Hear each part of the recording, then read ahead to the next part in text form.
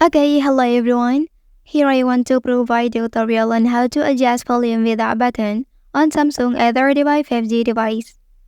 Well, if the physical volume buttons on your device are damaged or not functioning properly, knowing how to adjust the volume without them allows you to continue using your device effectively. So, let's go to the tutorial. First thing first, please open the settings menu. Okay, and then here you can scroll down and you can go to the accessibility option. After that, you can choose interaction and dexterity option. And here you can activate assistant menu by pressing this button.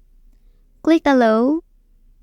Well, after that you can tap this icon to show the accessibility tools. Well, and then here you can adjust the volume by tapping this icon.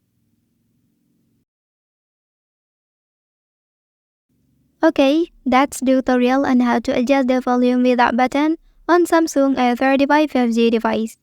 If you are helped by this video, don't forget to like and subscribe to get other information from this channel. Thank you.